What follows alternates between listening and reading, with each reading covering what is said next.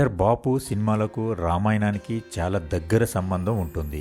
ఆయన దర్శకత్వంలో వచ్చిన బ్లాక్ బస్టర్ హిట్ ముత్యాల ముగ్గు 1975లో వచ్చిన ఈ సినిమాలో కూడా రామాయణం మనకు కనిపిస్తుంది. నిజానికి ఈ మూవీ టైటిల్స్ మంగళంపల్లి బాలమురళీకృష్ణ శ్రీరామ జయరామ సీతారామ అనే పాటతో రోల్ అవుతాయి. బాపు ఈ పాటతో చాలా మందిని ఆకట్టుకున్నాడు. శంకరాభరణం సినిమా కె విశ్వనాథ్ కు ఎంత పేరు తెచ్చి పెట్టిందో బాపుకు ఈ ముత్యాల ముగ్గు సినిమా కూడా అంతే పేరు తెచ్చి పెట్టింది. బాపు అనగానే ఈ ముత్యాల ముగ్గు సినిమానే అందరికీ గుర్తొచ్చేది. ఈ సినిమాని చూస్తే మనకు చాలా విషయాలు తెలుస్తాయి. సినిమా తీసే విధానం, కథ, నటన ఇలా ప్రతి విషయం కూడా చాలా ప్రత్యేకంగా ఉంటుంది.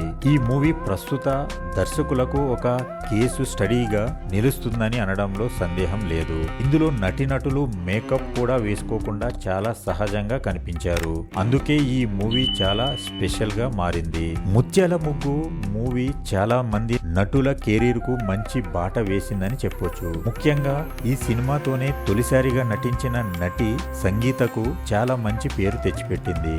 ఇందులో రావు గోపాలరావు వేసిన కాంట్రాక్టర్ వేషం బాగా హైలైట్ అయ్యింది. ఆయనతో పాటు మాడ, కాకరాల, ముక్కాముల, అల్లు రామలింగయ్య నటించిన పాత్రలు కూడా చాలా బాగుంటాయి. ముఖ్యంగా ముల్లపూడి వెంకటరమణ రాసిన డైలాగులు ఎంతో మెప్పించాయి. 101 జిల్లాల అందగాడు నూతన ప్రసాద్ నిత్య పెళ్లి కొడుకుగా నటించి బాగా పేరు తెచ్చుకున్నాడు. ముత్యాల ముగ్గులో బేబీ రాధా, మాస్టర్ మురళి, ఆర్జా జనార్దన్ రావు, ఆంజనేయ స్వామి లాంటి చాలా మంది నటులు తమ పాత్రల మేరకు బాగా నటించారు. కేవి మహాదేవన్ ఈ సినిమాలోని పాటలకు కంపోజ్ చేశారు. ఆరుద్ర లిరిక్స్ అందించారు. ఇందులో ముత్యమంతా పసుపు ముఖమెంతో ఛాయ ఎవర్ గ్రీన్ హిట్ అయింది. గుంటూరు శేషాద్ర శర్మ రాసిన నిదురించే తోటలోకి పాట కూడా హిట్ అయింది. సి నారాయణ రెడ్డి సాహిత్యం అందించిన గోగులు పూచే గోగులు కాచే ఓ లచ్చ గుమ్మాడి ఎంతటి రసికుడవో తెలిసెరా పాటలు కూడా తెలుగువారిని బాగా ఆకట్టుకున్నాయి.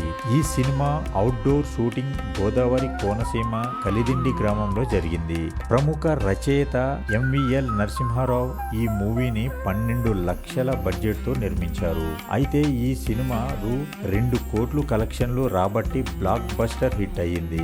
హైదరాబాద్, విశాఖపట్నం, విజయవాడ, తిరుపతి, రాజమహేంద్రవరం కేంద్రాలలో 25 రోజులు, 12 సెంటర్లలో 100 రోజులు ఆడింది. హిందీలో జీవన జ్యోతి టైటిల్ తో రీమేక్ అయిన ఈ సినిమా కూడా మంచి సక్సెస్ సాధించింది. ఈ వీడియో గాని మీకు నచ్చినట్లయితే please like and subscribe my channel. Thank you. జై సినిమా.